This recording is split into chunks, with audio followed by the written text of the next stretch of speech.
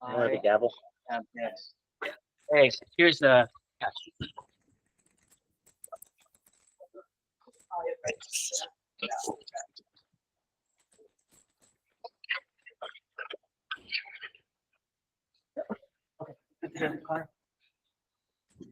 Hello? Hi.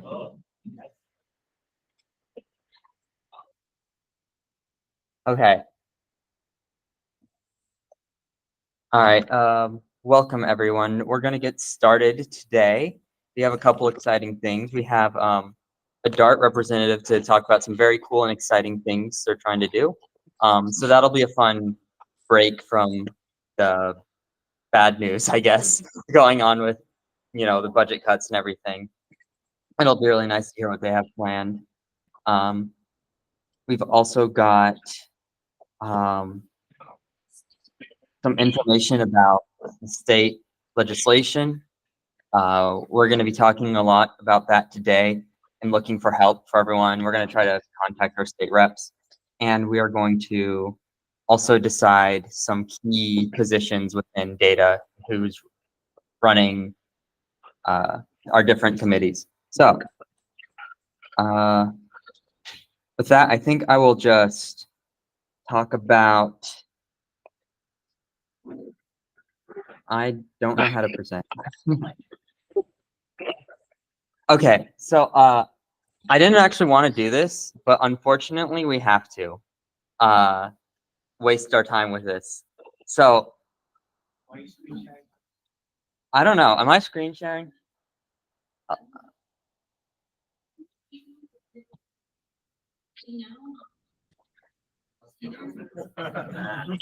Okay, actually, so we're gonna go do that dance instead of this, everyone. I didn't know that was going on. It sounds more fun. No. Yeah, okay, so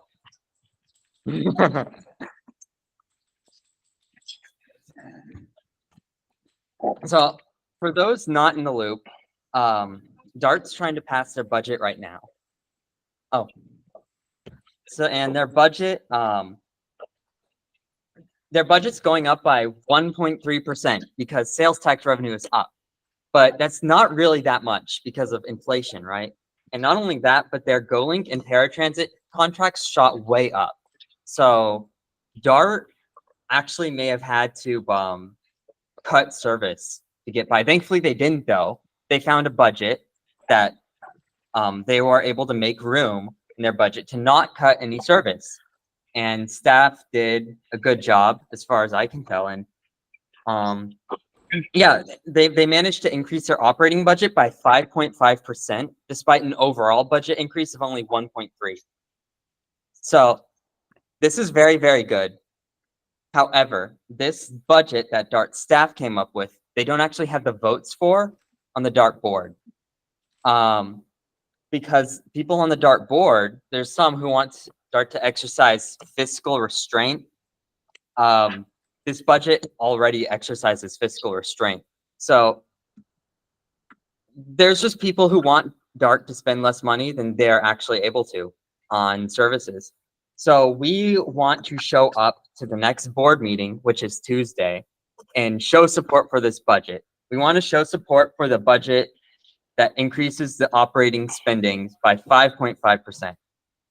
Other board members are like saying, oh, we should increase it by 3% or 4% instead, trying to lower the operating budget increase. But all of those require some sort of compromise on security spending or service spending. Some bus routes might get cut. It really depends on what level they go for. But the only budget that doesn't sacrifice anything and actually like makes DART better is this 5.5% increase. So we are planning to attend the DART board meeting on September 24th.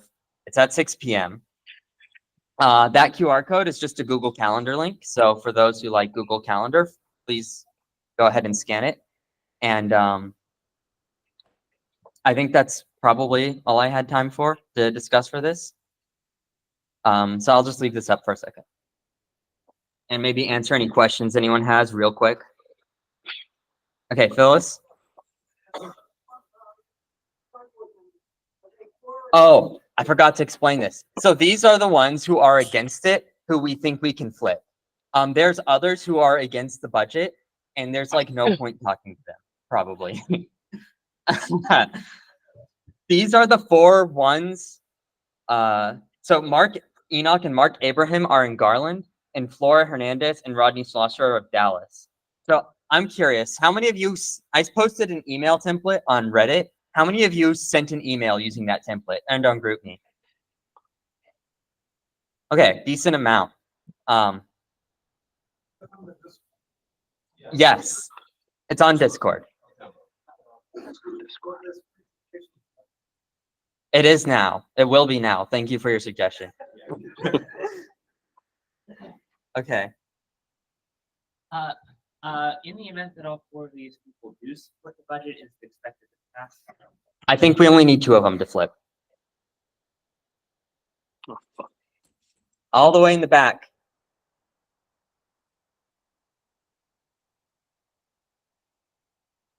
Oh, yeah. So we're going to advocate for the budget on September 24th, 6 p.m.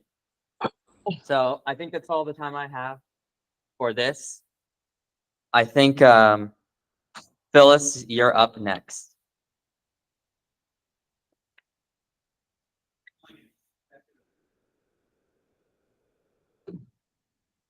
So there's going to be a lot of media here, so it'd be cool to have a lot of people, but yeah, if everyone in this room speak, we'd like occupy hours of their time speaking in favor of the budget. It'd be great, but okay.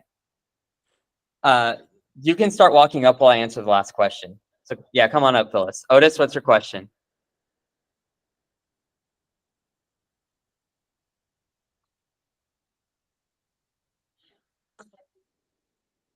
Yeah, I'll DM you.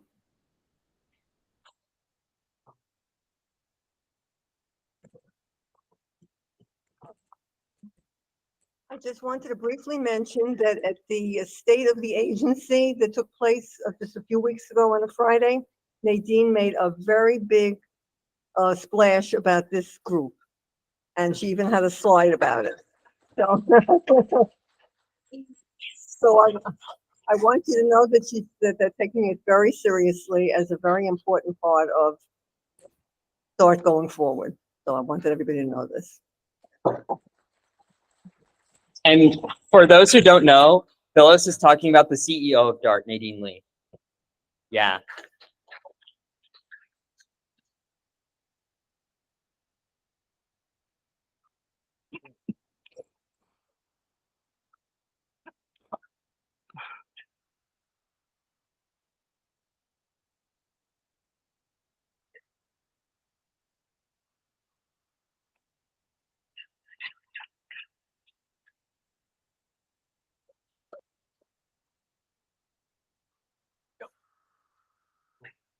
So just quickly introduce, we have a representative from DART here. He's going to talk about some of the rider expansions and a quick Q&A session afterwards. So please give a warm welcome to Ernie Martinez.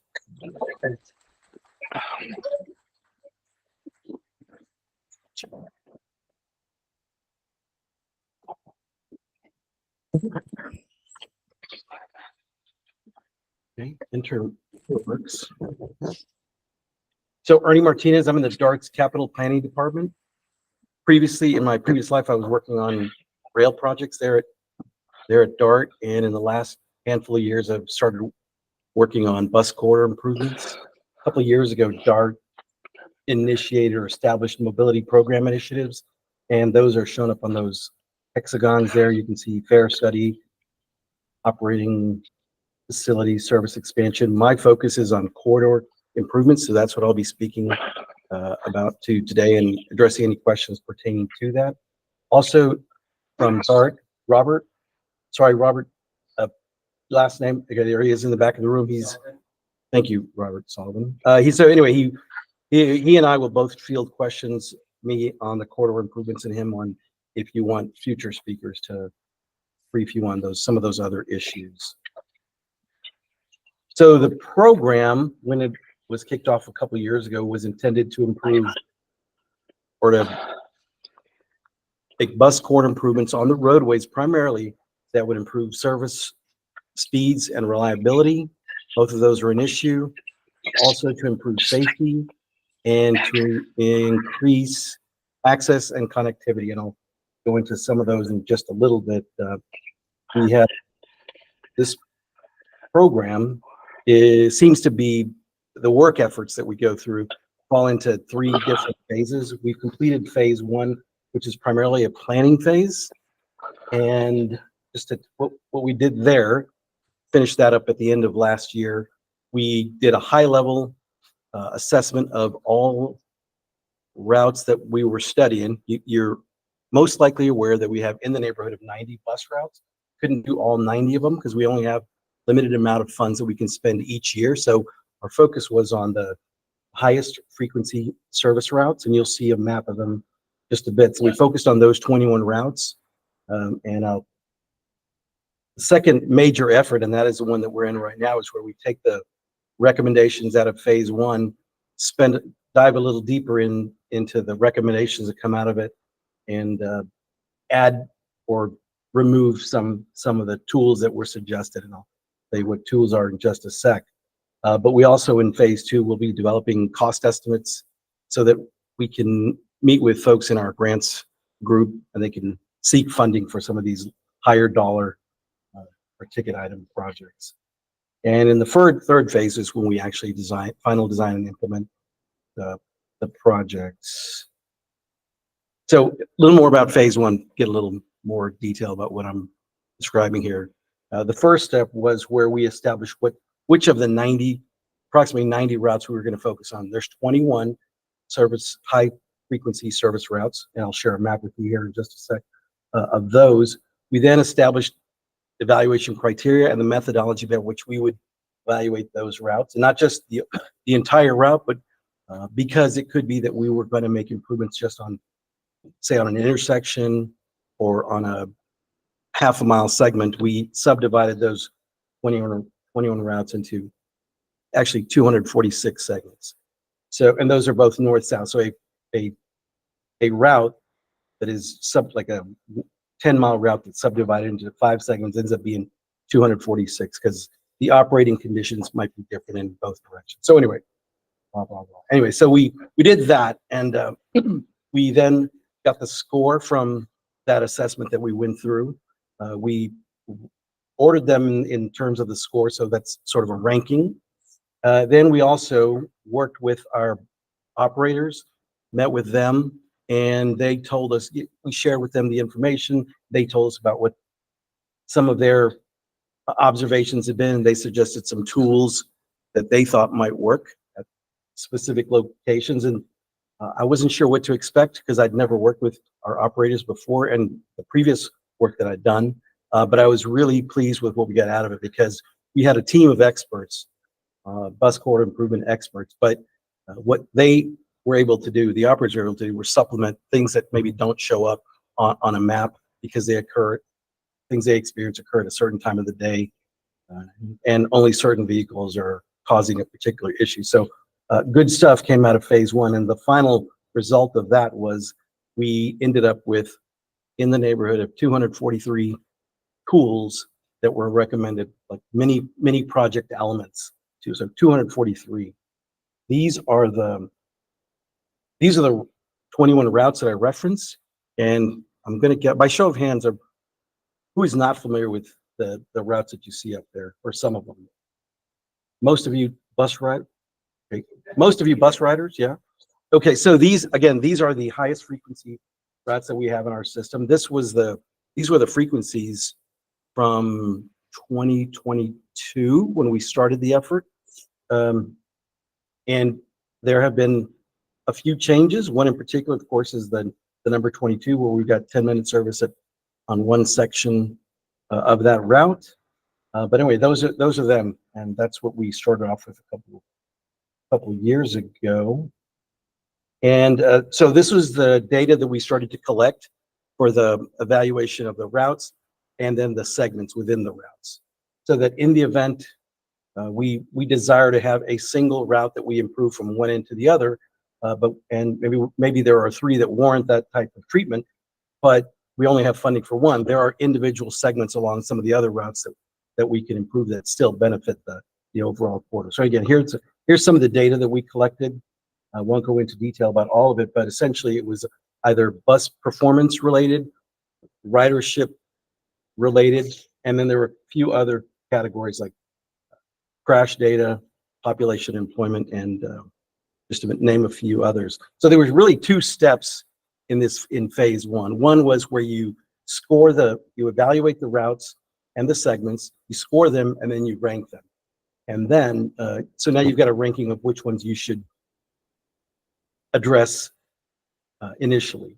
And the second part of that was then window in on those high ranking segments and determine what improvements you actually should recommend for those. So that was the result of that effort. So I showed you the data. This is actually what was used.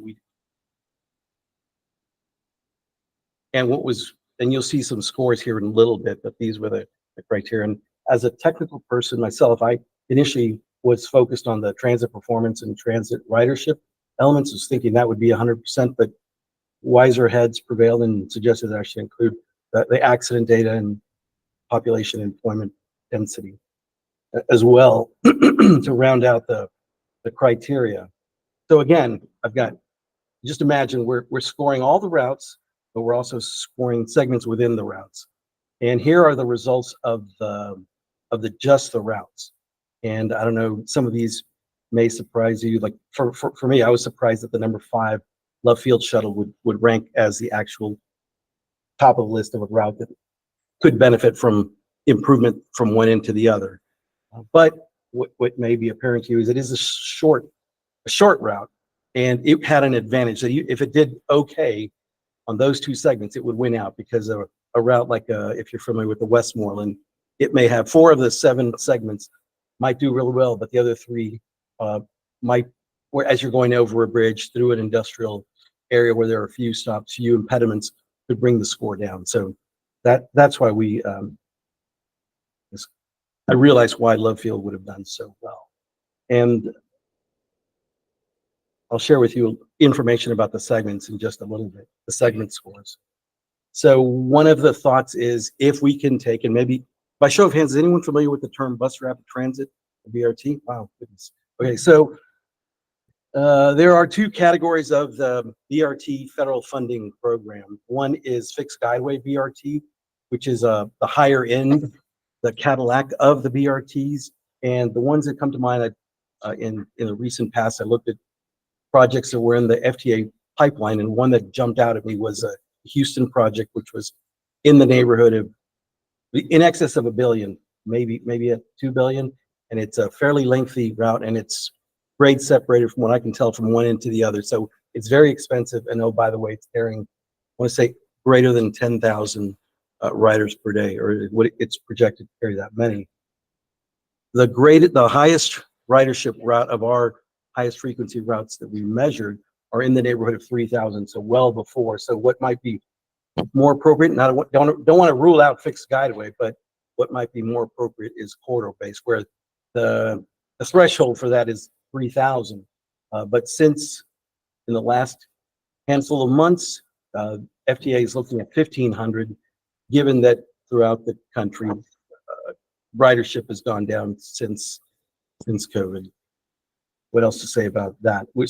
There might be a handful of these routes off to the right, off to the left, that we will take through a process and determine which ones of these are the most competitive for federal funding. And you notice we've taken out the Love Field shuttle, because again, it was really short, and very few opportunities to increase the speed on a route that's only 8 minutes long.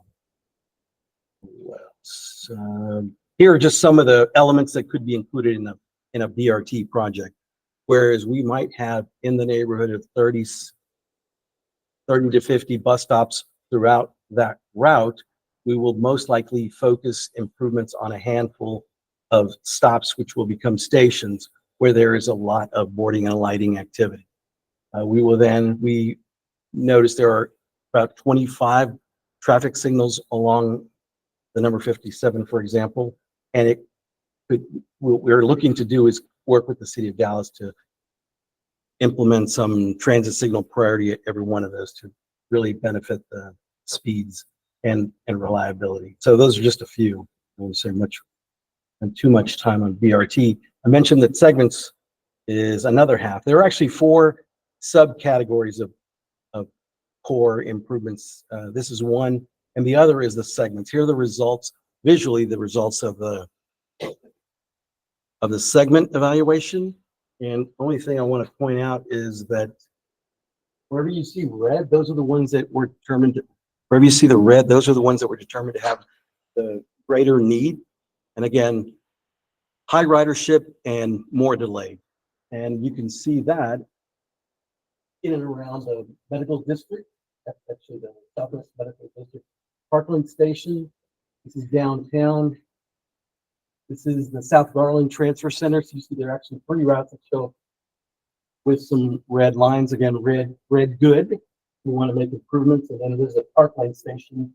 And number 20 and then number 27 show up as requiring or needing some attention. And these are some statistics may interest you that the highest scoring segment was in downtown.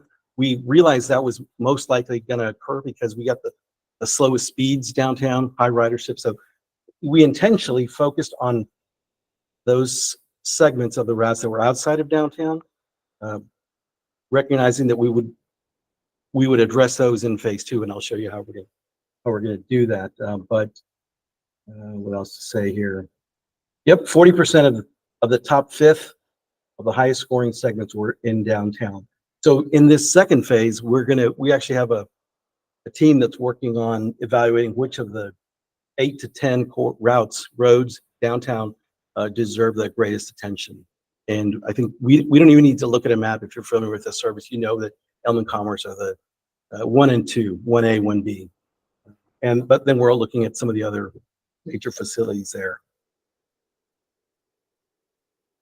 I think that's all I want to say about the exercise that we've gone through. Seems like I've left a lot of good information out. In phase 1, we had I think I mentioned 243 mini project elements. We've gone through in phase 2, we've reconfirmed, we've windowed in on those improvements, spent a little more time on them, and added more what I would refer to as pedestrian improvements, whereas the initial phase was focused on the roadway improvements like traffic signals, whether to establish bus-only lanes, queue jump lanes. This second phase, we've actually added, what is that, like 130 tools. Majority, I would say like 80% of them relate to bus stop consolidation. Maybe that's been in the news in the last 6 months or so, where we've been working with the City of Dallas, where they've noticed that there are some pedestrian auto collisions and unsafe conditions. So we're looking to eliminate stops where maybe we have low boarding and lighting numbers and it's an unsafe condition. So that will also in turn improve speeds through that segment. So there's bus stop consolidation. We've also been working with the city's sidewalk master plan, looking for gaps along these routes wherever there's missing sidewalks. So that and ADA compliance is comprised of about 80% of our 130 new tools. The other is we've added TSP along the routes. Transit signal priority. We had a good number of those in phase 1 recommendations, and we've added a good number on some of the routes. So that they make up maybe 10% of the new 130 tools. I didn't mention it, but we established a toolbox of 17 different tools that we would apply here that seemed appropriate. And those were, at the high end is a dedicated bus lane, queue jump lane, transit signal priority. Some of the others are maybe tweaking a signal, a traffic signal, incorporating a left turn signal, maybe where one doesn't exist, to help the bus get through signalized intersection. So I've seen you for a while. I just wanted to get through the briefing. I'll field the question. Excuse me? So that's when like, What was the question? so he's basically, what he's asking is about BRT creep. That's when you give a lane to a bus. Yeah. And then eventually city officials are like, oh, well, let's turn this back into traffic lane. Yeah. So he's wondering how we would prevent that. Yeah, so in fact, we're going through an exercise right now. Well, we're collecting data on it, where we're looking at downtown in particular. We have a greater opportunity to make the cases. We're looking at peak hour, for example. So many, 3 or 4 travel lanes on Elm and Commerce. It varies by segment, and you've got maybe 900, whatever, a number of automobiles, and if you multiply that times the auto occupancy. So you've got a number of people in automobiles traveling through Elm or Commerce. Let's go with Elm. And then you've got a bus, and the bus is carrying, what we're hoping is a quarter of all the people traveling through there, so that we can make a case. Look, we are actually carrying 30% of the people traveling westbound on Elm. So we, hey, we just made the case for allowing us to maintain the bus lane that exists there, although there are a lot of folks who violate that. You see folks parking, kiss and ride, loading and unloading, Uber Eats, et cetera, et cetera. Garbage pickup. Anyway, so that's the case we're making. That's my case. Other folks feel strongly enough to say that because we've got so much service downtown, that we can just in a qualitative way express that we deserve the line. Yes, sir.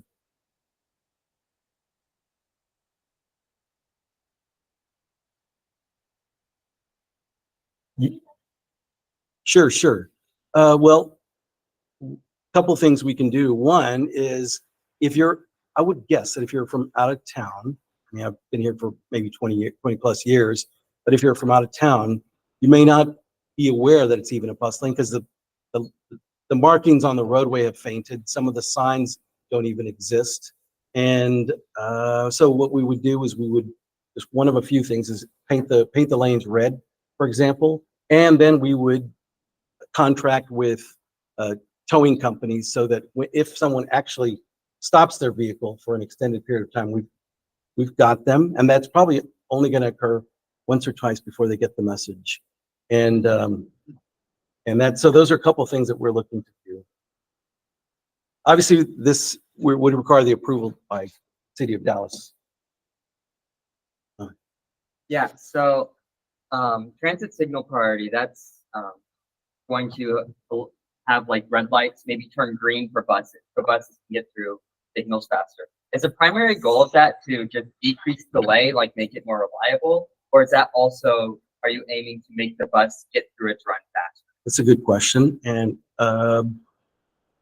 so as an example, you're traveling down a route and it's got, let's say, 20 signals, and you're on time, maybe even we'll just say on time, not ahead of schedule, but you're on time and you're approaching a red light. We could give you a green, extend the green. If you're, say, for example, the light is about to turn red, you can extend it 4 or 5 seconds to allow the bus to go through.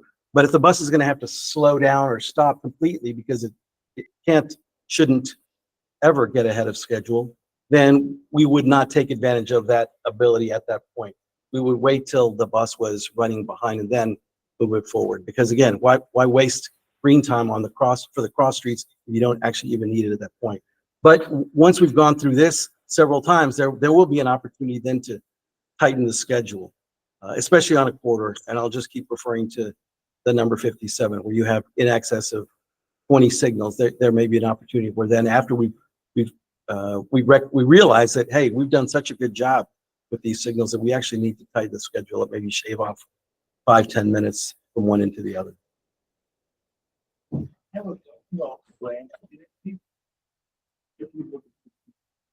Right. So I didn't touch on it. That was like the fifth of 5 elements. I think I only went through 3, but brand identity is another. And if you've traveled around the country, you've probably seen some major cities. You've probably seen some cities that have some special treatment on a particular corridor, and they have a different vehicle, like for example, the Love Field shuttle. And then others where they like we wrap some of our buses, we would do something like that, or we'd have special buses for that particular route that allow for, as an example, I'm not suggesting this is what would occur, but we have boarding from front and back, from the front and the back, so that and that would be coupled with a station where you prepay and you don't have to slow walk through the bus where you've got a string of 10 people. Everybody just comes in and they don't have to show proof because they've already excuse me. They got some water. Actually, already paid before they even get to the bus. So it could improve that with the TSP, transit signal priority, could really shave off some time on a corridor like the Westmoreland run. Would you mind you fielding the questions for me? I don't want because there are quite a few out there. Sure. Don't John, you back, and then Ken after.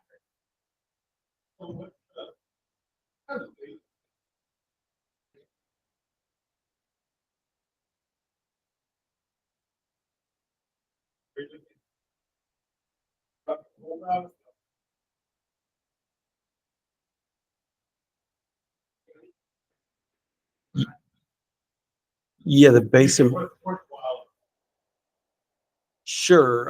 And I started off with the goals and objectives and speed and reliability, where I know that we've had an issue with on-time performance, or at least that's what I hear from our service planners. That in some cases, on some particular routes, we're really not doing well in on-time performance. And as far as I can tell, this is the first time DART has embarked on making these types of improvements that could actually affect bus speeds. I didn't mention another one, but I guess going back to your question, Connor, and comment was a queue jump lane, where you have a situation where you've got a 6-lane divided roadway, arterial, and there's a queue of maybe 15 cars in one direction, but there's what looks to be a right turn lane. The bus could maneuver into that right turn lane and get a green light, a green signal ahead of the automobile, so that could like leapfrog around the buses. Hope that was clear. But the bus, initially, it could be an entire route that we improve, where we could shave off 15 minutes, or it could be like a bottleneck segment of a route where there is delay, say around the medical district area, where maybe all you really need is a queue jump lane to bypass the queue. So it's not a specific minute, like 5 minutes or bust. It's whatever we can improve through a spot improvement, or if an entire route could benefit from treatment, then it won't be that. I didn't mention I guess I'm not sure how to go back. I tried that and it didn't work, but there was another type of improvement. I mentioned entire length of the bus. How did you do that? I'm going to go back to the map if you could. The colored map that I had. Yeah, this one. Perfect. Great. Thanks. So I mentioned the downtown corridors. I mentioned the entire routes and the segments. The other is where we would look at locations like around the South Garland Transit Center, around the Southwest Medical District, a Parkland Station, where we don't need to look at a particular segment. Maybe this intersection is the one that requires attention. It doesn't just benefit the number 57, it benefits like 10 routes because they all happen to go there. And there's a greater benefit from looking at them in that respect. So looking at any and all, and actually these probably have the probability of probably reducing more rider delay, because you're affecting so many buses. Not even just and it won't be just the high frequency routes. It'll be number of other categories of buses, including medical district shuttles that went in and around there. So again, not a particular number that we're targeting. It's just, can we get these routes on time, eliminate the delay? And then over time, if we're successful at that, I work with our schedulers, then they can say, look, we're doing great now. We can actually ramp it up and take off 5 or 10 minutes off of a particular route. I think, Ken, this is probably so many questions. We only have time for one more. So Ken, you got it because you've been waiting a while. Auction. Yeah, $5. It's not a bad idea. Hundreds. Can we repeat the question whenever they ask?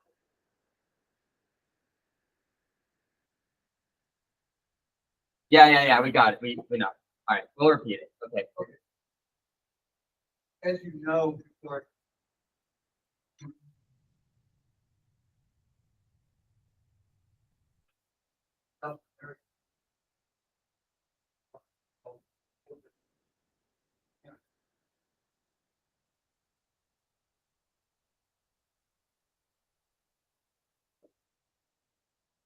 and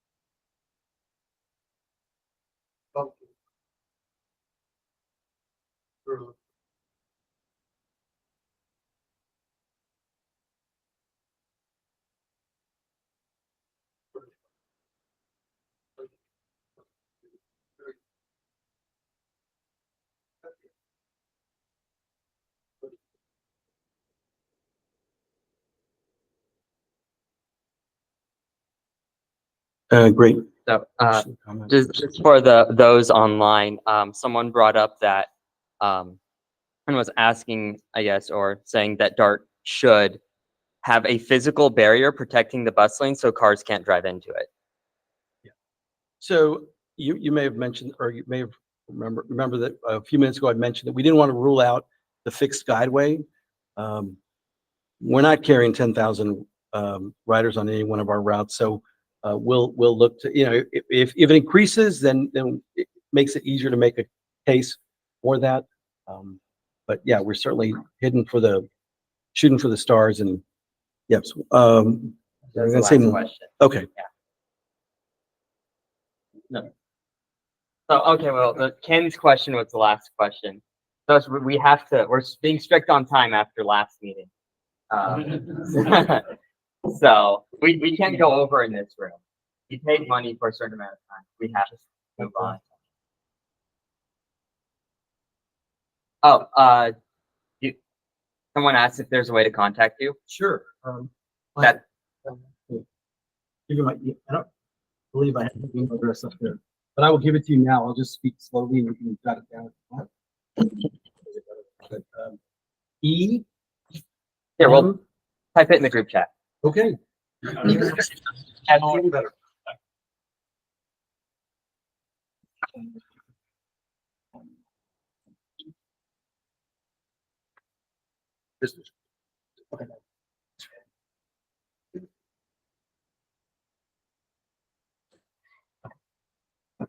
Do we have a representative from Dallas Bike Coalition here?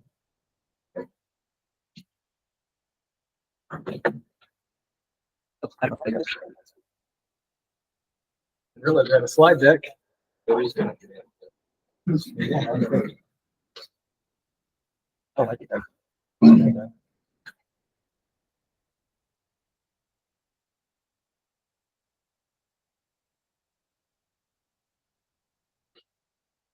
We just made a quick one.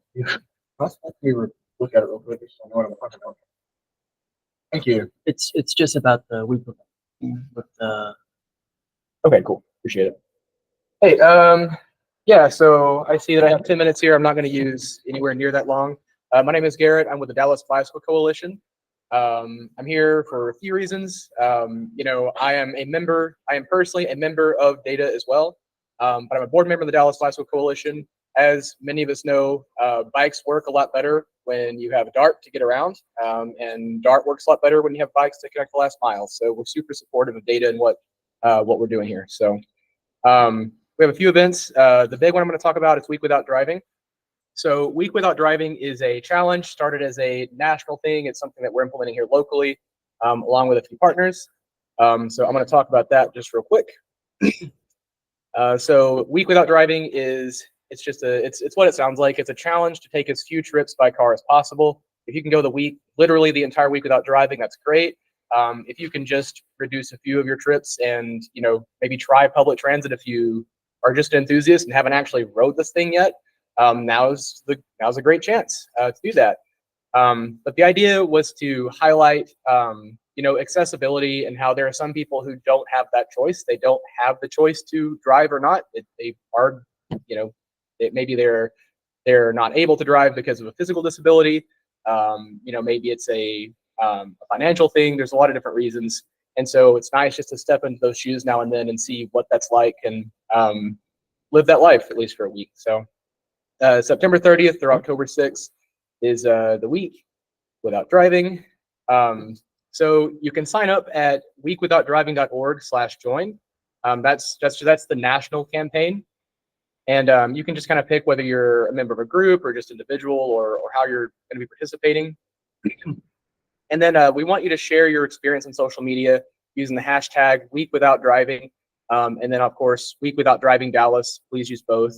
And that can just be something like a picture of yourself on the bus. It can be a picture of yourself loading your bike onto the front of the bus, something like that. Maybe a trip you would normally take by car, you can say, well, here's what it looks like when I try to bike this. Just whatever your Week Without Driving looks like, good, bad, or otherwise, we want you to share that. And then at the end of the week, October 4th, there's going to be a happy hour at Westlake Brewing. Selected in part because it is very easy to get there without a car. It's just in Deep Ellum. And Dallas Bicycle Coalition will be there. Better Block will be there. And then our other Week Without Driving partners will be there just to celebrate and just kind of talk about, how it went and meet other advocates and that kind of thing. So that's going to be Friday, October 4th, 5 to 7 p.m. at Westlake Brewing. And that's in Deep Ellum. So let's see. And our partners are, of course, Data, Dallas Neighbors for Housing, Dallas Youth Commission, DFW Urbanistas, and Phoenix Mobility. And then there's a few other events I wanted to talk about here. Our general meeting, which is open to anybody, please bring your friends. It's on September 25th at 7 p.m. That's going to be at Four Corners Brewing. And then, of course, there's Week Without Driving and the Week Without Driving happy hour that I just talked about. And then we have our social ride on October 12th. Details are going to be coming soon, but it's going to start at 10 a.m. And best way to follow along with that stuff right now is probably just to follow Dallas Bicycle Coalition on Instagram. Also check out our website, dallasbicyclecoalition.org. You can find the Week Without Driving information there at the top right menu. And we also have a newsletter you can sign up for as well. Finally, Bike to City Hall is on October 23rd at 7:30 in the morning, leaving from Pegasus Plaza. I'm pretty certain during the week. But that's just kind of like a thing, honestly, kind of a thing for the city to sort of pat itself on the back, but like it's a good thing to attend and for us just to make a showing as advocates. And that's about all that I have. And if you're interested in learning more about Dallas Bicycle Coalition, have any questions for me, I will be here at the end of this meeting. And if there's any like super burning questions, one or two right now, I can answer them. With a couple minutes. Yep, Evan. All this is there. Those of us who also.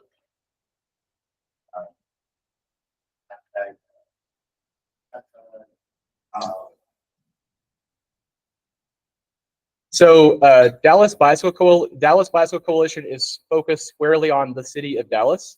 I would still encourage you to join the national event. The Week Without Driving is a national thing. You can join at the national level. Use the hashtags. There's no reason you shouldn't or can't do that.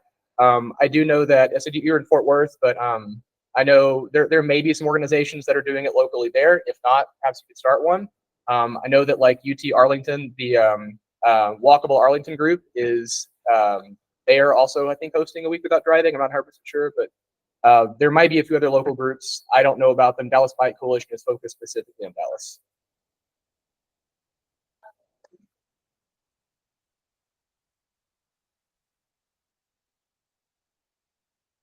You repeat that. Oh, it would be what? Repeat that. What was it, Becca? Community Design Fort Worth? Yeah, Community Design Fort Worth is the group that's hosting the Week Without Driving in Fort Worth. Cool. Good question. Thank you. Yep.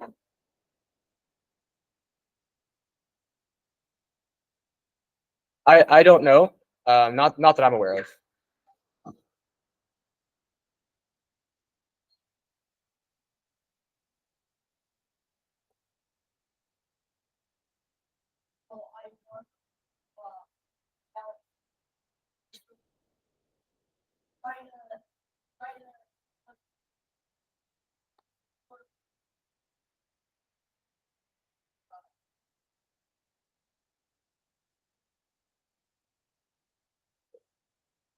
So just for the recording, a member of the audience just mentioned, I guess you live in Frisco, and he's wanting to start an advocacy organization in Frisco. Ooh. I think that's a great idea. I think that's a great idea, and if you want to brainstorm with that at the end of the meeting or something, feel free to talk to me. So, all right, that's all I have. Thank you, guys.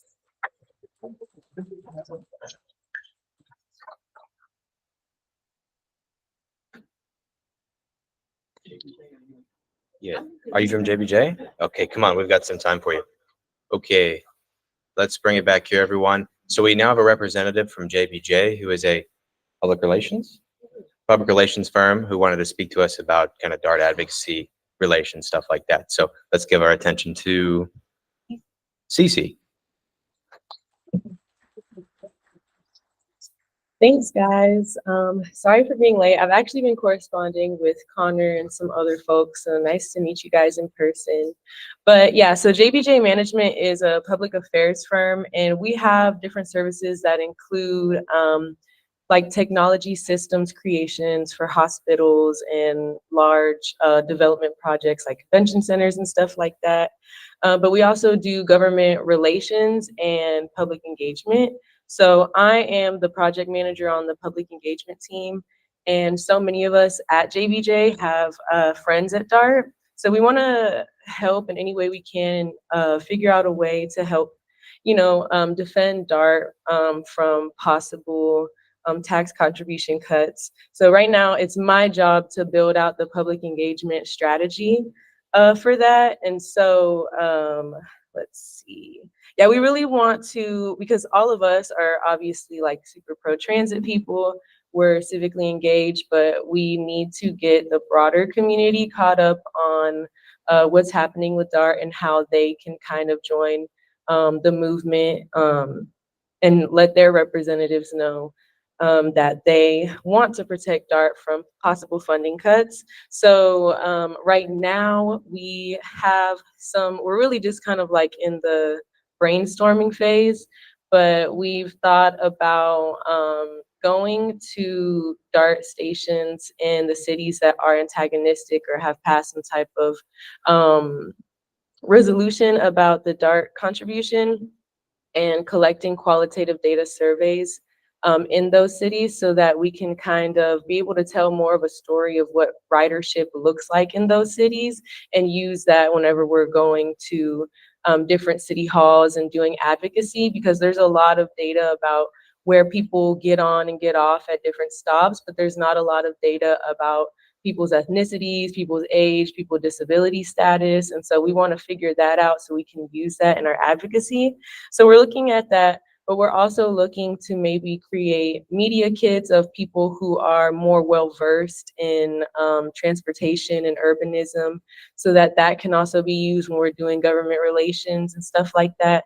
So I'm gonna have my cards if anybody has any suggestions, or if you have an idea on how JBJ can kind of help out with what's going on here already, definitely let me know. I come from a more like environmentalism background, like voting rights type of stuff. And this is my first time kind of dipping my toes in transportation. So I'm definitely open to suggestions, definitely have an open ear. So afterwards, please come feel free to talk to me and share your thoughts. Thank you.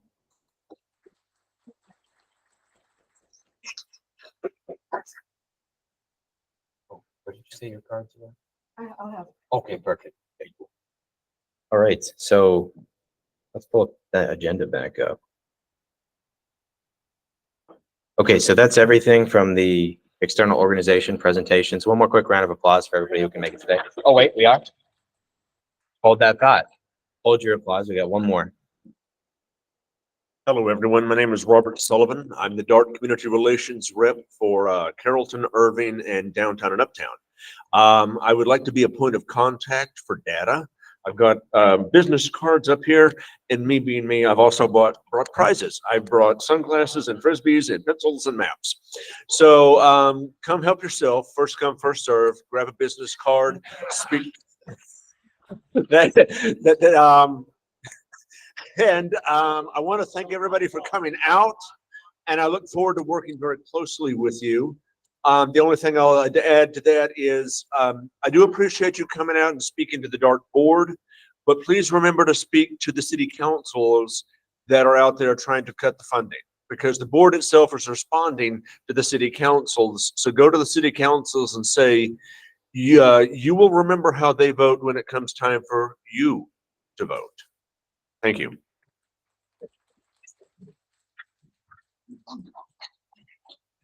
Okay, so that's going to wrap up the external presentations. Thanks again for everybody who could make it.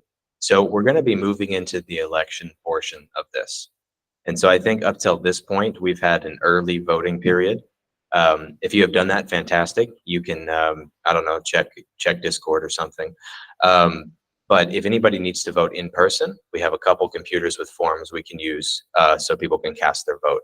So if you guys could do me a favor, if you need to vote in person, line up there. Yeah.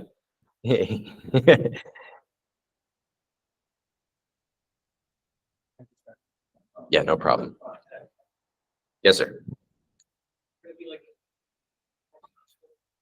Yeah, are we able to for you? Oh, yeah, could we send the form out to just to the group? It's coming up Okay, cool. right about. These are for voting, not for Yeah, Yeah. this is for So- voting. you procrastinated on voting on. Well, another thing, there's only one question, one competitive race. Can you just pull up the questions after everyone scans the QR code? It'd probably be useful just pull up the one option, like their answers to the question. Oh, yes. Yeah, because there's only one. Right. Everyone else uncontested. Okay. So if you have a chance, go ahead and use this QR code to sign in. If you need a computer, I will be right with you. Yeah, at the top of that form, there's going to be, I think, a link to a PDF, and that's where you can view the candidates' responses. But there's only one competitive race, and I think he's pulling it up. Event planning chair. It's between. It's not up. I'm waiting for everyone to scan. Once you Oh, scan, yeah.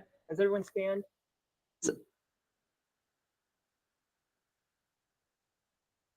Oh yeah. If you're online, you can vote. That's Yeah, that's between Mary Collier. I don't know if I'm butchering that, and Jonathan Hoover for event planning. They both answered the question about their qualifications. So please review their qualifications before selecting, because that's important. I'm going to move it over to.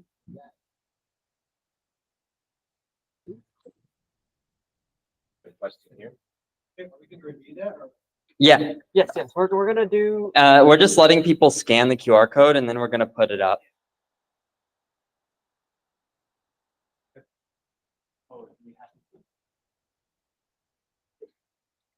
Or you can vote on a laptop. Can you put the QR code online or on the screen, or share the screen? Everyone scanned? No. There you go.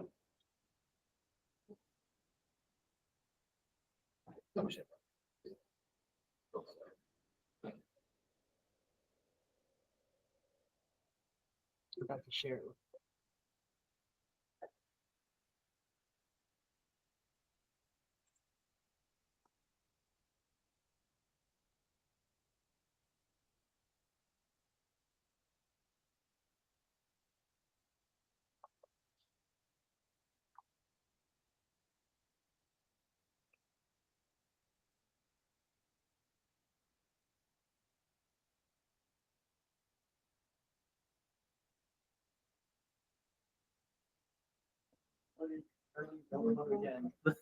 Yeah. Checking.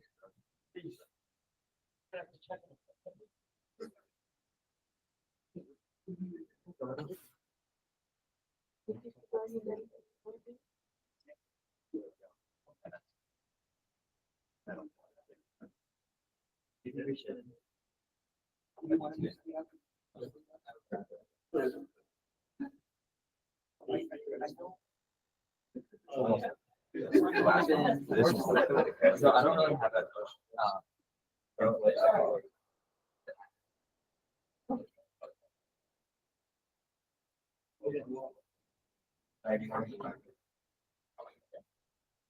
it only being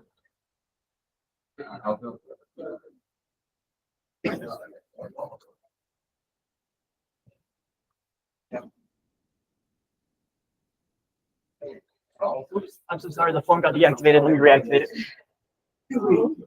I'm so sorry. Hold on. Oh, it might have just got deactivated. Just a second. Yeah, turned off exactly.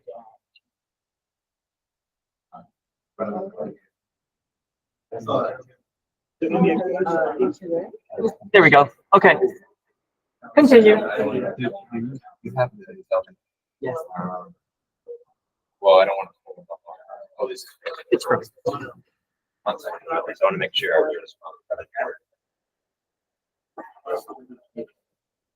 Report. Yeah. All right. On Reddit. Yeah, yeah, I will. I wanted to do it earlier, I'm so sorry. but I made this email. I realized we were gonna take this long. I haven't. I wish I could do data. That's bad. So, like,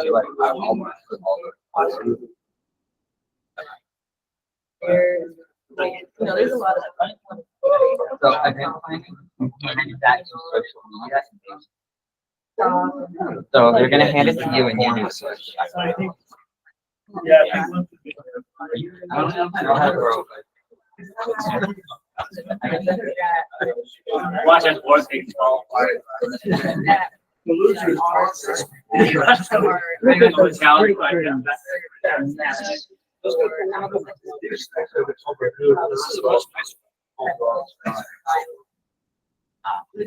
Okay, does anyone else need to vote? Does anyone else need to vote? Yeah, I've got a voting computer. Anyone raise their hand if they still need to vote? No? Okay. And do results then. Actually, after I verify that person.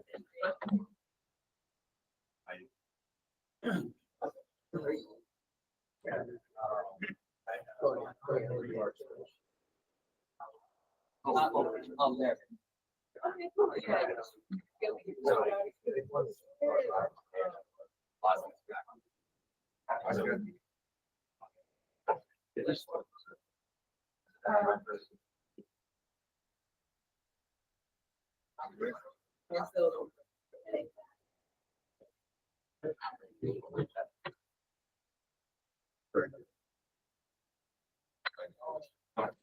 No, I want him. Still got some frisbees and pencils up here.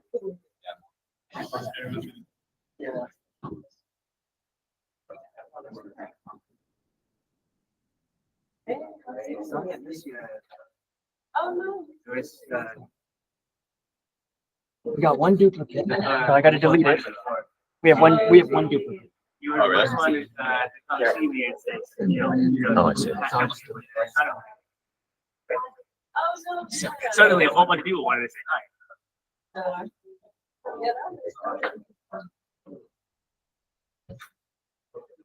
I was only the second one. It never, I was only. Where's Connor?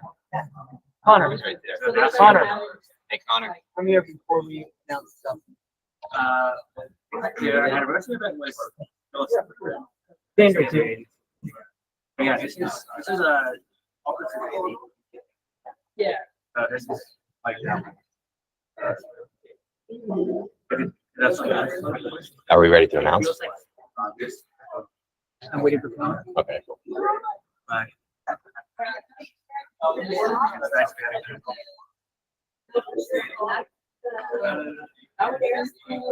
Hey, Xander. Come here. Come here real quick. I just want most people to verify and sign everything. I just need someone, another witness. Yes. Just make sure everything looks good here.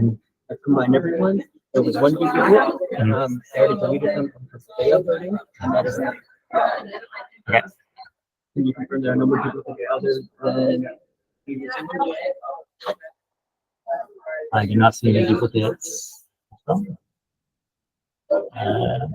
It's good. All right. Fine. Real quick. Results here. There was one duplicate already. Results. And. All right. Race that was. All right, you ready? Yeah. Tightly contested. Boy, howdy.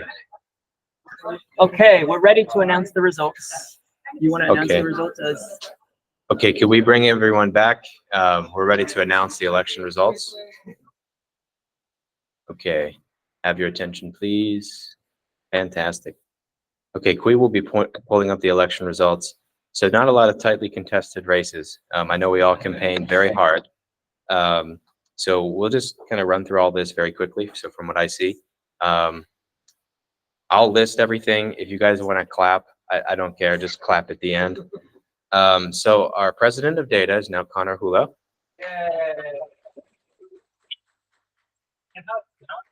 Is it? Oh, is it Hula? Hula. Hula. Yeah, not hula, Hula. Vice president is yours truly, Tyler Wright. Secretary, Alexander Dunn.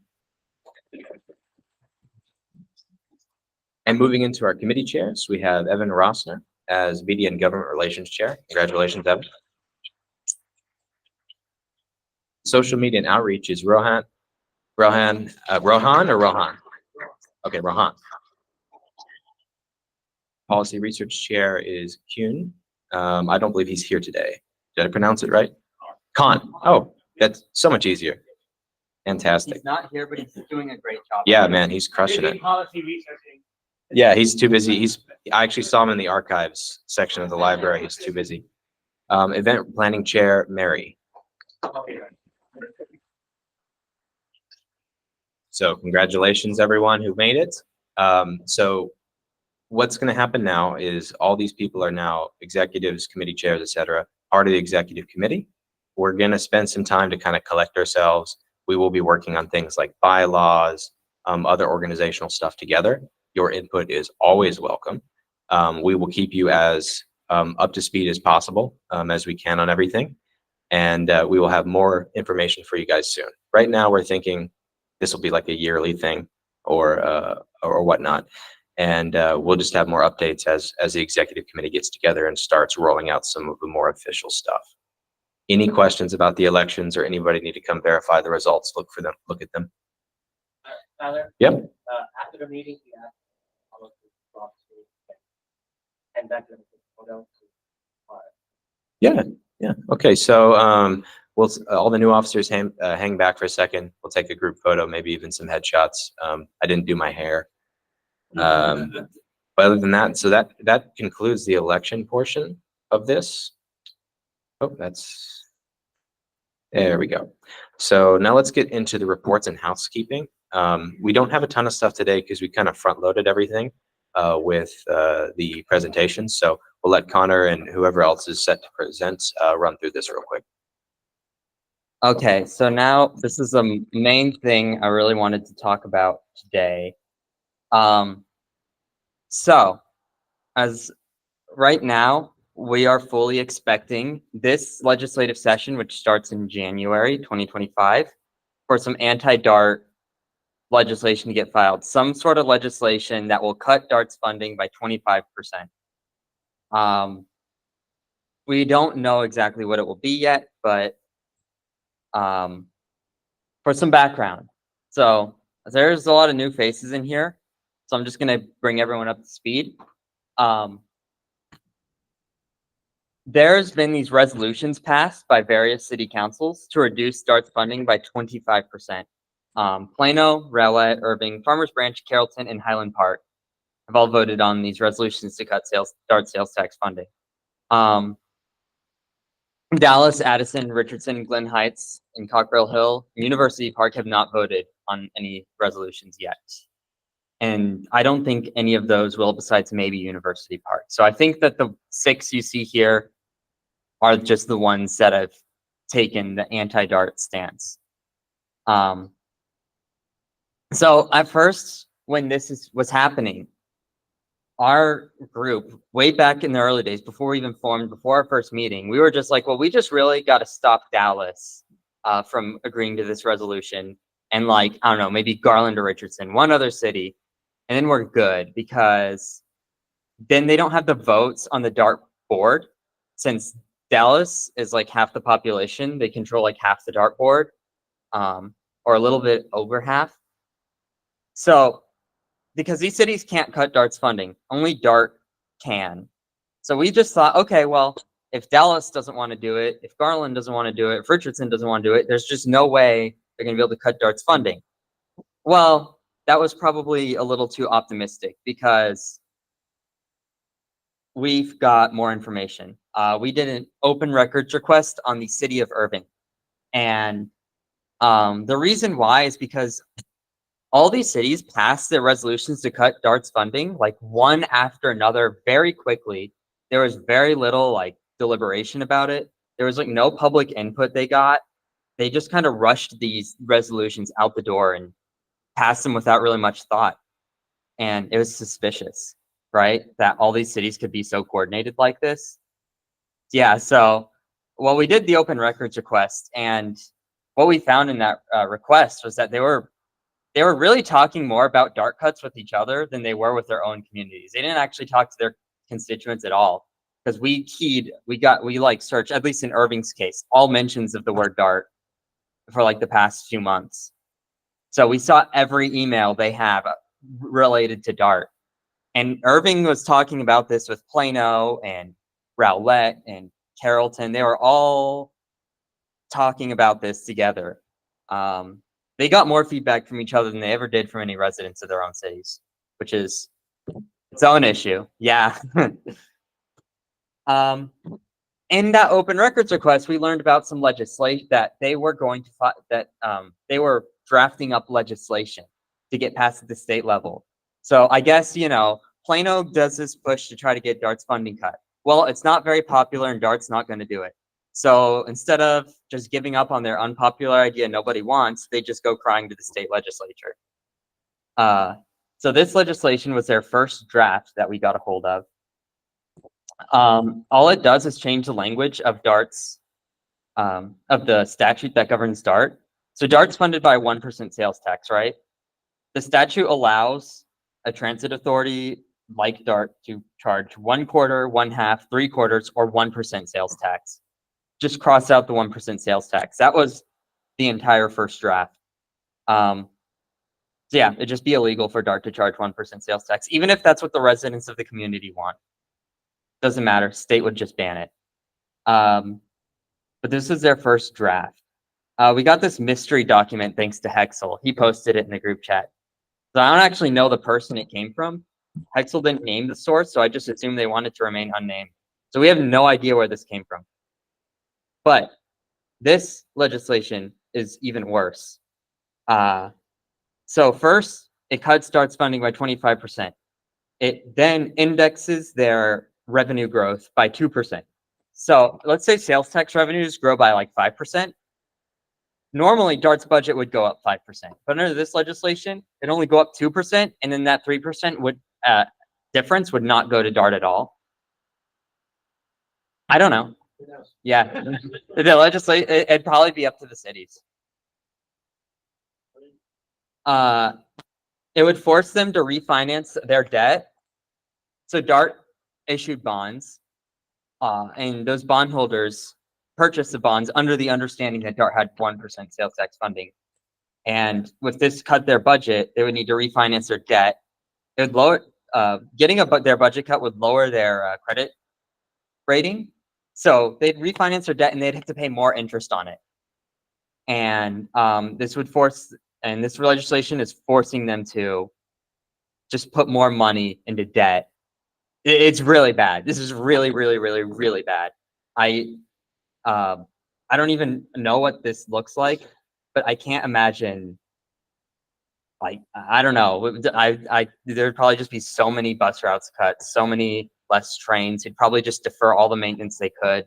I just can. There's just no scenario where this legislation is a good thing. One thing that's curious about this, though, is that reappropriation of any sales tax amount must be allocated by the voters at the general election. So one possibility is maybe just due to Texas state laws, they're hoping that it might be the case, and I don't know, I'm not an expert. Maybe someone in the room is, but it might be the case that the state actually won't cut Dart's funding by 25% like they originally wanted to here, but rather they can pass a law that lets the residents vote on a referendum to cut Dart's funding. If that's the case, then even if this passes, we might have that avenue. I don't know. We really don't know what's going to happen, and I don't really want to just assume that we'll be able to stop this in an election. So we want to instead just prevent any legislation from getting passed at all. All right, I see questions. Brenda? Yeah, it's a federal law. I think it's a part of the Civil Rights Act, and it prevents transit agencies from like disproportionately hurting communities of color. And yeah, and you need like, it's a equity. Yeah. Okay, not just transit, any agency. Garrett? Yeah, so, Andrew, I think you know, how are the other transit agencies? So, oh, sorry, I interrupted you. Yeah, probably. So it sounds like if they're also funded, then they would be obvious allies. My understanding is that this like legislation, this section of like the Texas law only applies to Dart and Trinity Metro. Yeah, so I think No, they, oh, you, yeah, there's basically three categories of transit, public transit. You have rural districts, urban districts, and metro districts. And metro districts don't get any funding from the state. Like North Trinity Metro, DCTA, Houston Metro, all considered metro transit districts. Again, no help from TxDOT, funded specifically. This would hurt all of those to urban and El Paso stuff. You get funding. potentially, I've heard that too, but I'm hearing mixed things about if this affects other transit agencies or not. Some people I've talked to say, oh, it's only Dart. Others say it's multiple. My guess is that it's going to be really hard to know until we see the actual legislation get filed. But if it does affect other transit agencies, then they are potential allies. John? It could. Yeah. Hold on. Maybe your comment for the month. Oh, yeah, earlier. Oh, I keep forgetting. So someone asked, we're discussing if this legislation would only affect Dart, for those wondering. So just a quick point, you asked, you don't know what this will look like. Well, I know what this looks like as far as cuts go, or even a revenue cap. Houston is under has a 1% or 1% sales tax penny, just like Dart does, except at any time the city and county can literally raid Metro for 25% of that at any time, just as a fiat, like it just happens. They're doing that right now. And what that means is that their peak frequency on their bus routes is going from 8 minutes to 18 minutes. Ooh. So Yeah. that's one of many Yeah, service no. cuts. DART has mentioned, like, if you read the media interviews, they've mentioned most of their bus routes will just come once an hour. Yeah, or maybe 30 minutes at best. So I'm gonna answer more questions later because there'll be a better chance for that. We have a couple strategies we can do to fight this. So strategy number one is like find the pro-DART city council members, the DART advocates who are elected, and tell them about the legislative threat. I did that to Councilman Dylan Hendricks of Garland, and he responded back to me saying, "Oh, we're actually going to discuss our legislative affairs later today." This was weeks ago, and he said that the strategy of those opposed to DART will be to lobby their state reps to pass a state law cutting DART's funding. He said he would be working against that with their own representatives. So all I really did here was alert Garland of these documents. And then he was like, okay, yeah, I'm gonna alert our state reps to fight against this. That was pretty easy, you know. It only took me 5 minutes. So this is one strategy. We can do this more. These are some people that I've seen either on the news or talked to or have had members talk to of our advocacy group who are going to be like sympathetic to DART. Just, you know, there's definitely more than who I've listed here, but these are just some people we might want to be in more contact with, and really express our concerns about state reps. So if there's anyone who like wants to take a picture of this, take note of it. I'll also be posting this, but you know. Hey, Connor, can I make some comments about this list? Yeah. So so first of all, definitely look this list up on the GroupMe or wherever Connor posts it. A few comments about some of these bullet points. So Omar Narvaez is at the top of the list because he's the chair of the City of Dallas Transportation and Infrastructure Committee, which basically means he's the main elected transportation guy in Dallas. So that's why he's a major person. And I mention that because even if you're not in District 6, which is West Dallas, if you live in the city of Dallas, you're his constituent by virtue of you're talking about a transportation issue, which he's the chair of. Towards the bottom of this list is the Regional Transportation Council, which is actually, as you can imagine, as a council, there's multiple people. But if you pull up the RDC members, you'll notice that it's like mayors of different cities and suburbs in DFW.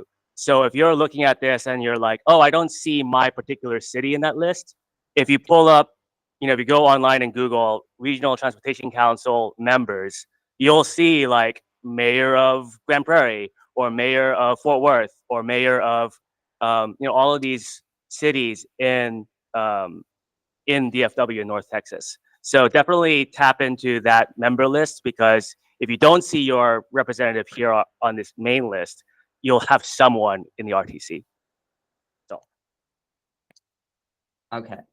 For those, and I will, there'll be a great chance to answer questions coming up in a second. And, I just wanted to mention for those outside the service area, Denton, Fort Worth, your mayors might be against this too. You can make the case, oh, well, I live in Fort Worth and I need to transfer to the DART system. If the DART system gets cut, that hurts Fort Worth residents or that hurts Denton residents. So the Denton Fort Worth people should also be talking to their city councils.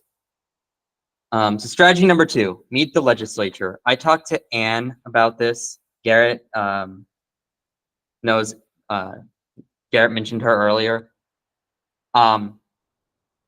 So we can there's actually ways to meet your state representatives. Here's what I understand about the process. You first have to have a constituent call a meeting. And you do this by sending them an email, waiting a few days, and if they don't follow up, you call them and you try to get a meeting scheduled. The downside to all of this is that the office hours at all these state reps that these state reps have and their staff is 9 a.m. to 5 p.m., which is like so annoying for most of us. But you can take the meeting digitally, and it should only be 20 to 30 minutes. So if you can just find, you know, a 20-minute period during your workday, like you maybe would for like a doctor's appointment or something, definitely do that if you can. And training, coaching, prep. So Anne offered to train or coach us and prepare us for meeting with our state reps or their staff and what we should say. So when it comes to actually attending the meeting, the person who calls the meeting has to be in their district. However, they can bring like a person along who's not in the district. So like, I don't know, you can have like a meeting with like a group of 3, for example, 2 can be in the district. You can bring some other data representative, someone who knows what they're talking about and can help you navigate the conversation. And at these meetings, we would be trying to gather their stance on dart cuts, what they know about it. We're doing some information recon. Find who's supportive of dart, who's our adversaries are, and who's undecided. And gather intelligence. Persuasion is not the only goal. That's obviously a huge goal. And just to get this on like our supporters' radar, the goals here really is to get this on the radar of like our supporters and make sure people care about it, and also figure out like who's against us or who's undecided. Really, if we figure out who's undecided, then that's who we need to work hard to push. So, strategy number 3 is to annoy them.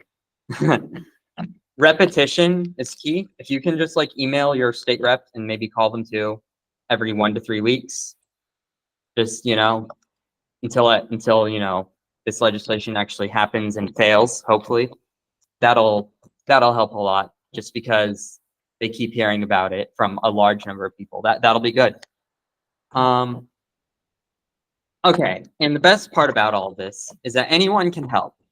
So a lot of people will ask me, "Oh, you know, you're asking people to talk to their city council member in Carrollton or whatever." Well, I live in like Denton or I live in McKinney. How can I help?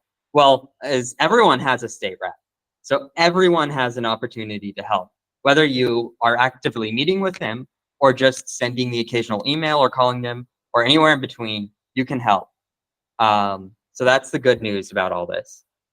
I have a QR code. For those who do not know their state reps, I want you to figure that out real quick by scanning that QR code. And while people are scanning that QR code, I'm going to answer more questions from earlier. Connor, I'm gonna make also a quick comment about this number 2 item on your list. So you had 1, 2, 3. You can go back to number Well, 2. I need to keep the QR code up, but number 2 okay. is the meeting one. I remember. Yeah. So on that second strategy of meeting your representative, between now and I'm going to say early January, so really between now and December, is the best time to get a meeting with your representative. Because up until November, they're in schmooze mode, right? Some of them are trying to get elected or re-elected. The moment it's kind of too late to try to get a meeting is when the next state convention starts. Oh, wait. No, we already had the convention, didn't we? I don't know what the convention is. No, sorry. The legislative, thank you, the legislative session. All right, I'm getting my big fancy political words mixed up. When they enter session, your best bet is to get a meeting with their staff. But like I've tried to do it, lobbying in Austin, there's no way, like you'd have to already be favorable with them to arrange a meeting once session has started. So before session starts, maybe even before election, or maybe even after election, like they finish campaigning, maybe that's a good window. So November, December. But the point being that you want to start asking, emailing if you can get time, even if it means you have to set up a meeting 2 weeks in advance or 3 weeks in advance, at least or a month in advance, at least then you're getting some time with them before the session starts in January. But I want to say getting time with their staff is still good. Yeah, getting time with staff is still really great. I mean, I feel like they don't even know how, if you're a staffer, they have such immense influence that it's kind of low key. But yeah, that's all I wanted to add on that point. Ken, did you still have your question earlier? I would like to be able to. I'd like to be able to attach that proposed legislation you were speaking of. Yes, I'll get it to And you. yeah, I'll post it all. I was trying to figure out how to attach it and I couldn't find it in any of the chats, so. Okay, yeah, I'll share this presentation. I'll upload the documents. Remind me to. You can at me on the group me. So has everyone who doesn't know their state rep figured it out yet? Okay. House and Senate, figured them both out. This QR code link will tell you both.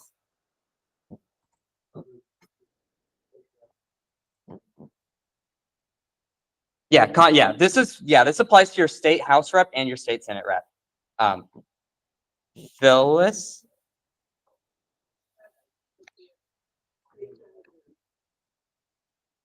To repeat, I know who my state rep and my state senator, but the most likely person to help would be my state rep, and she is running for a higher office. And I have been trying to get in touch for months on some other issues with her office, which is that her office has been very, very responsive. However, for several months, because of the fact, first of all, that they're not in session, and secondly, that she's busy running for another office.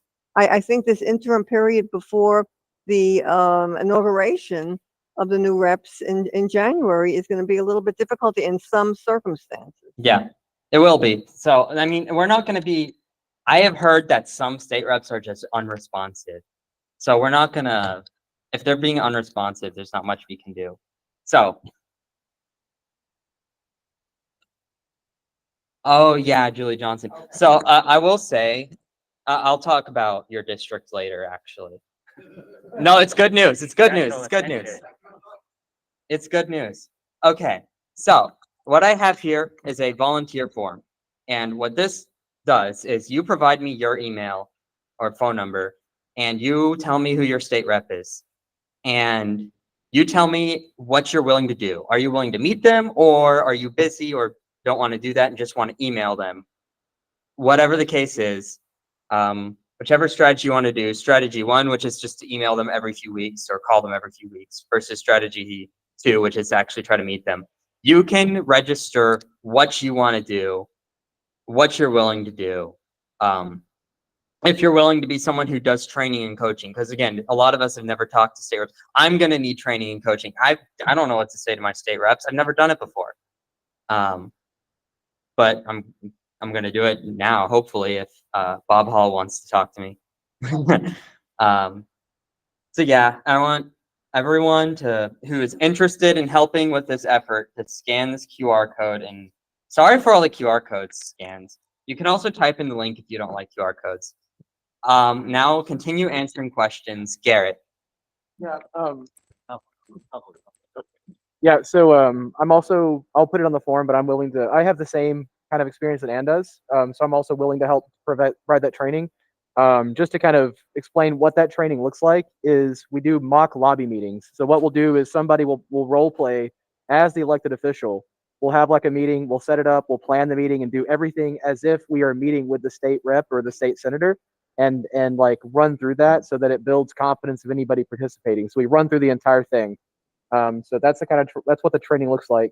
And then one other thought is that in terms of so like in my past experience with like legislative stuff, it was more for climate specific policy, but it's going to apply here as well. What you have to communicate to an elected official is that they're in a better position to get reelected if they support or don't support a policy. And so the best signal for that, a very active and vocal small group of people continuously emailing them is like, that is certainly better than nothing. The best thing to do is to show that a growing number of people are emailing them and having more and more people.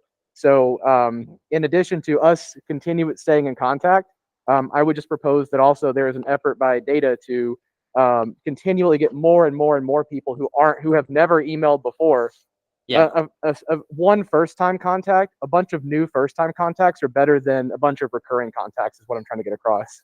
So that's all. Okay, and I hope those interested are still filling out this form while I answer the questions. Robert, I don't have a question. I have a statement. DART as a department that's entirely dedicated to government relations. That includes local political relationships, state and federal relationships. Monday, I will tell them that they are data is looking for some guidance, maybe even counseling on how to approach the matters. And I will see what they say. okay, so I don't know if the mic picked that up, but our DART community relations guy has just told us that DART is contacting their state reps and will help us. Okay, We had a question over here. yeah, I'm Otis. Okay, so real quick back to what the statement with Plano bringing it up to state legislature. So their motive is to make DART pay off their debt, right? Well, that state legislation would make them pay off. So that legislation wants them to refinance their debt because Texas state law, you can't just violate a bondholders agreement. So if Plano cut their funding, they'd still have to pay the bond debt until it's gone. So Plano wants DART to be, it's complicated. I'm maybe not the person to get into it, but it's bad news for DART. It doesn't really make sense to me though, because if from what I've seen with the cuts that they're proposing, if that actually goes through, that's only gonna put DART in more debt. Yeah, they don't care. Only an ostensible reason. I also need help finding my state rep. I can't figure it. So, okay. Oh, I should mention, fill out this form. If you couldn't find your state rep, just say you don't know who they are. I left that as an option, and I will put your address in and find it for you, or someone will go through all the I don't knows.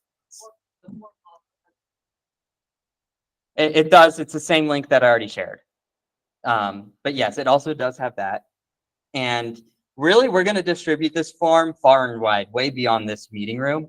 And Garrett, you mentioned earlier we were about getting more people to email. I'm going to create email templates that people will scan the QR code and we can show them at DART stations or post them on Instagram, whatever. And people will just have to replace their name and address with some blanks or, some inserts, and they're good to go. Got a question back here? Yeah. Hi, so I was wondering if that maybe is there a way we can get any state reps that we know are going to be pro with us in communication, or let them know other state reps that we know? Because I know a bunch of people in Houston, a couple leftist organizations and stuff. I was wondering if I get them to be, if one of them tells me, hey, I talked to this person, they said we have someone in legislation in Houston who's not cool with this transit situation, they'd back you on this because we don't want it to happen here, or it's happening here, we don't want it to happen there. Yeah, if you can make that case to organizations outside of Dallas, fantastic. I'm all for it. But beyond that, is there a way we could help Oh. organize our state reps into a more unified front? That's not I don't know. Garrett, do you know the answer to that? Kind of going to depend on the legislation.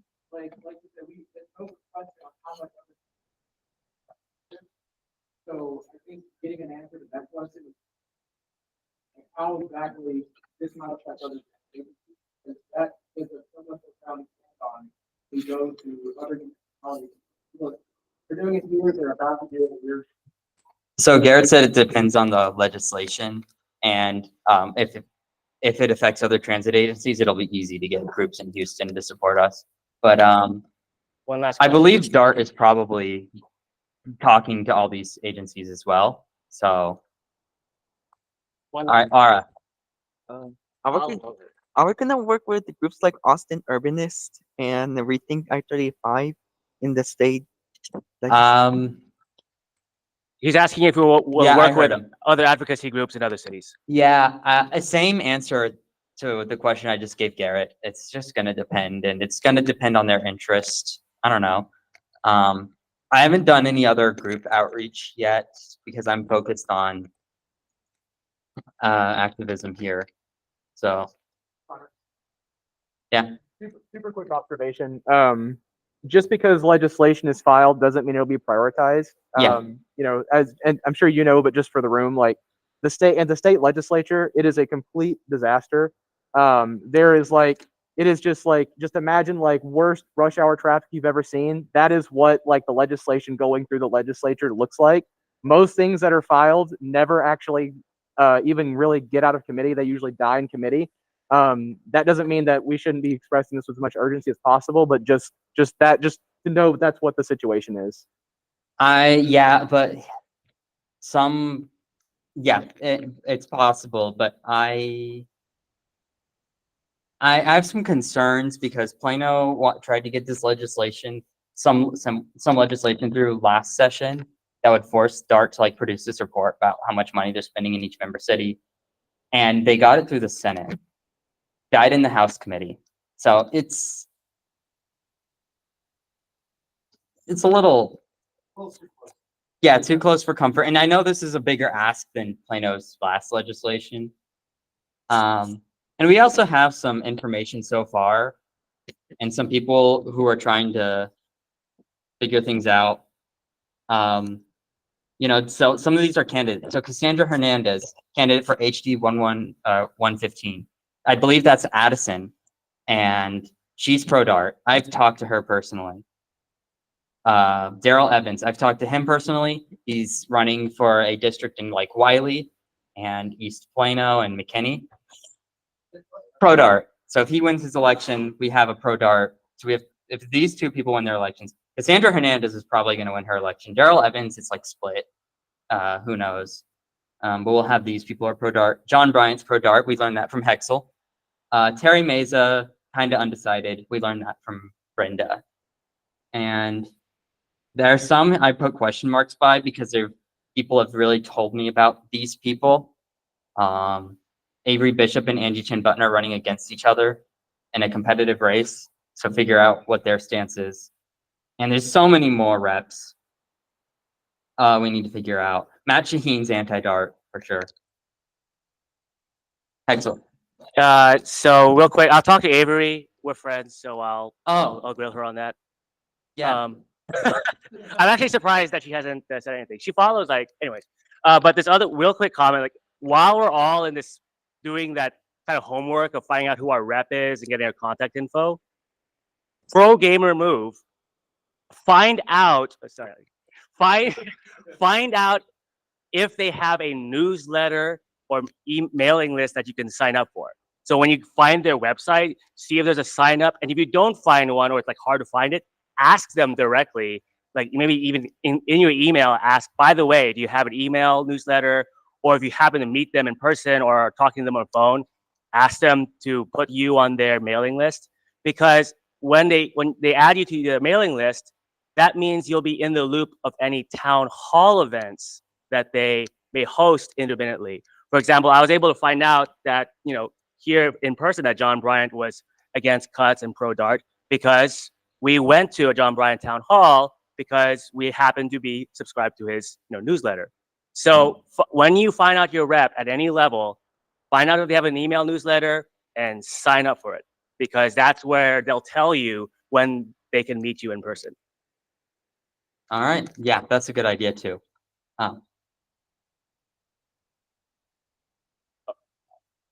Or that, follow them on social. I mean, some of them are better. Like, I think email is like, if they're on anything, they're on email. But some of them are also on social media, so definitely look for them there. About. Okay. So one thing I want to point out, are you looking at the Google Forms results? Ooh, 20 of you have signed this volunteer form so far. That's awesome.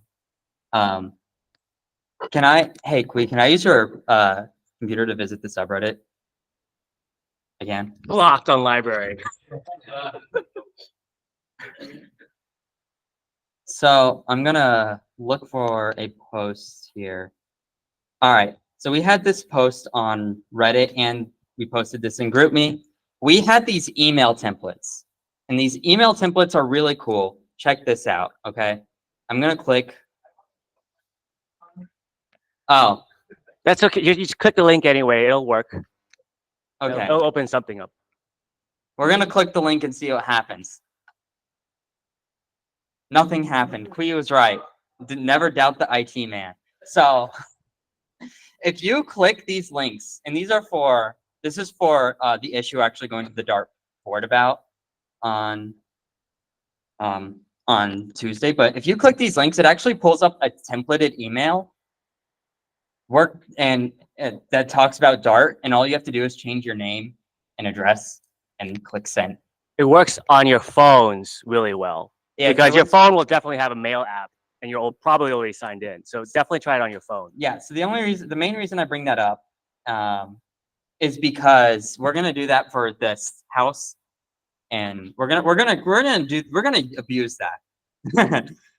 We might have some templates where like we leave room for you to type in your own personal statement, so it's not just all spam with the same message. I don't know. We'll see. But for those who really just, we're gonna make this easy for you. So that's another reason why you should sign this volunteer form, even if you don't know your state reps. I can at the very least send out the templates for your state reps, because you're gonna type your address in there and I'll know it. So I think that's everything I want to say about. Rohan has a question. So like my reps, my house rep is Rajni and my center rep is Bruce Finger. Both of them seem very anti-DART and very conservative. What's the best way that I can volunteer, that I can show my support to? Okay, so you have Matt Shaheen, like the most anti-DART rep. That's a good question. Strategy number 3, annoy them. Yeah, annoy them. I want to refer, if you could talk to Evan about this, our government relations committee head. Oh, I'm so glad I can do this now. Oh, this is so great. We should have done elections sooner. Yeah, talk to him about it. I think he would have good advice for you. I'll also add to your point. If you email your rep, you've done all the homework of finding out who they are and what the contact info is. And then if they say, I'm against it, knock on your next door neighbor and then tell them to do the same thing. Or just broadly speaking, your neighborhood, your block, all have the same rep. So right out the gate, you have a packet of just go and do likewise for your entire block. And if you're the first person to email them and you just get your next door neighbor, you've just increased your input by 100% or 200%, right? Or get your sibling or your parents or your roommates or your whatever. Yeah, I mean, what's great about that is people, when they're counting, because their staff will count the number of emails they receive, the number of phone calls. So leave a voicemail, because that's part of what their staff is paid to do, is actually just kind of count. We got 20 calls about this. We got 30 emails about this. What they're not counting is they won't know if siblings all email, like the same household. Like I noticed this when when we go to City Hall and there's like all these anti-housing people. I started looking at the names and I put it on a spreadsheet. I realized that a lot of them are, just husband and wife duos, but they're being counted as two. And they So should be. definitely get your family involved, and that'll bump up these numbers. All right, we got a question from Cece.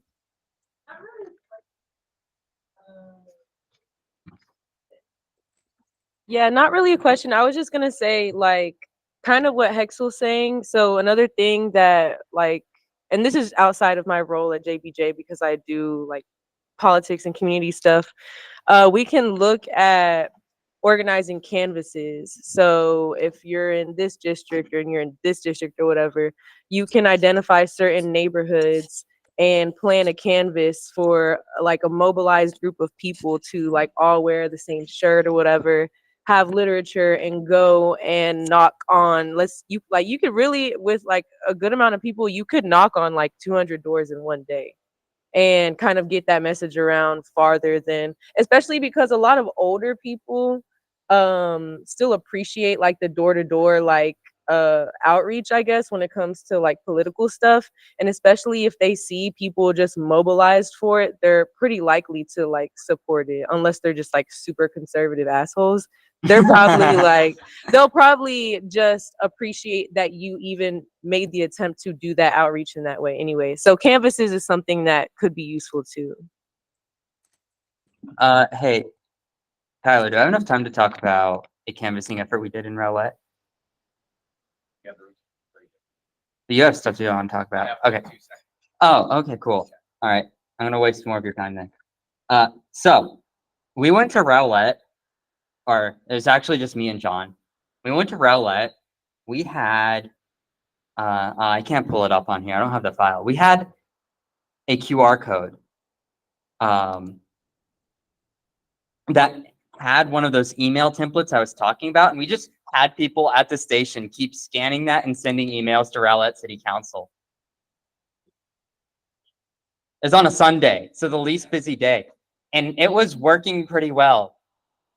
And I from the people in Rowlett who've been talking to their council members and reporting back to me or reporting back to others, they're definitely caving to some pressure in Rowlett, like 100%. And it's not just because of that canvassing effort. That's probably only a small part of it. It's probably just because a lot of people have just been emailing them in general. Mary. As the new event planning person, please contact me if you want to organize any of these canvassing things. Yeah, contact me and tell me where you think the best places will be. I'm open to input. I've already canvassed in Carrollton. I would love to do that again. I helped with the QR code stuff in Rowlett. So please let me know where you want the next place to be. I would love to do canvassing like twice a month at least. Like, Yeah. that'd be great. Yeah. I'm ambitious, I know. Yeah, and the canvassing will be fun too, because we'll just be talking while we do it and waiting for passengers to show up, and then we'll get food after probably. By the way, with these links we created, we can track the number of people who click them. So like we know there's a lot of success in our template strategy. You're collecting data? Yes. Like, look at, we have like 90 clicks on our emails to Dallas City Council asking to support DART's budget. Wow. Yeah, so these templated emails are, I mean, there's no way, there's a lot of council members who are now thinking about DART who weren't before in Dallas, so. D4, 51 of you, well, it's probably like or I'm gonna say 35 to 40, because I think D14 was the one I was using for testing. So like 10 of those are probably for testing. So like 40 of you, 30 to 40 of you in D14 have sent emails about DART's budget, which is what we're going to the board meeting for on Tuesday, 6 p.m. I'm just going to chime Yeah, in from. I'm on the call. I'm on the I call. think I got everything I wanted to say. And yeah, just be prepared to click email links, maybe modify the message or type in your own paragraph and just click send. It's going to be super easy. And then maybe call too. Oh, you can't. I'm glad you're monitoring that. I'm not. I'm chiming in on the on the call. Yeah, email and call. Oh, y'all if you can hear me. can. Perfect. It's hard to call because it's during work hours. Like everything, it's so annoying. But well, I'm joining in through the call that's going on right now. It's like so I'm with y'all virtually. I'm just curious what the situation like is Richardson and Denton. I know we're. Couple things. This is more logistical stuff. Like Axel said about state rep newsletters, most towns and here have newsletters. That's how I figure out everything in Addison. So go to your town's website, sign up for that as well. That will give you some heads up on what they're thinking about. And two, just like going through this form results and being able to see what I can see, y'all's privacy is important. You don't have to give your cell phone number or address. And if you ever want us to expunge it from what records we have, just let me know. That way, you know, your privacy is important. Just putting that out there. We do not have to have it for you guys to be useful. And if you're filling out that form, you don't even have to put it. I literally said no thanks. So just heads up there. I think that's everything, right? But please do put it if you can. Yeah, like if you need to, sure, but like you don't have to. This isn't like we're not the cops. So we have two sides of the coin right here. Yeah. I think we're done. Yeah, Phyllis, what's up? Not yet. I think we're kind of. I think she was asking if we had set meeting dates. Set meeting dates, right? Not yet. I think as the exec community forms, we'll probably try to see if we can do like every third Saturday or something, but that is to be decided. Yes.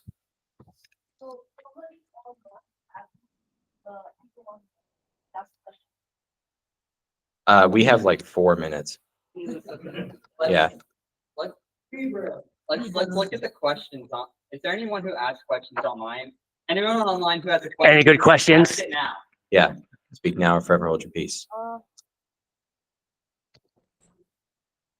Well, I mean, have they asked or you're just wondering? This someone asked Oh, I see it. Okay. Yeah. I see one related to transit support in Denton. No idea. Yeah, They I think can- Connor might be able to speak to that. I think at the highest level, it's similar to, it's a supporting agency that would be affected by DART's operations, so definitely speak to it. So if you're in Denton, email your city council, call them, meet them, whatever your way of communicating with them is. Tell them that you're concerned about DART cuts and that you're concerned that the state will take action. And explain that it affects you because you need DART as a Denton resident. You can transfer onto the DART system and you're not okay with these DART cuts, and just ask them, hey, please fight this, or please oppose it. Oh, and then also if you're in Denton, remember RTC, Regional Transportation Council? So like, that's like your fallback if you don't live in Dallas or whatever. But look for Denton member for RTC, Regional Transportation Council. So I think it's online as a PDF. Just Google search RTC members and then find whoever's underneath Denton. Any last, I think we're ready to move to adjournment. Yeah. Time to establish the ritual today. What's our adjournment ritual? Okay, I move to adjourn the meeting in seconds. Seconds. All in favor? Aye. All in favor, say aye. All right, new elected members, come see me outside the door. We're going to take officer photos. Oh, what is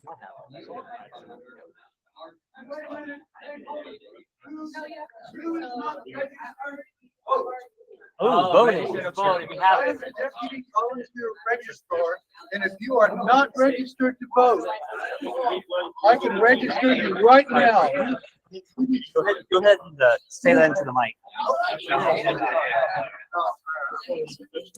Okay, come register to vote if you're not registered to vote. I'll take care of you right now. I was about to say that. Yeah. Come see me. But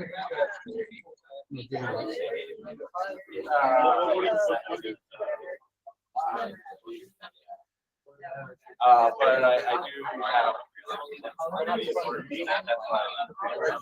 Yeah, I'm actually PDR too, so I don't think you got ahead of me on I that. forgot to bring my stuff and I went out and asked you. I got all my stuff for Dallas and Harry County, so. But yeah, I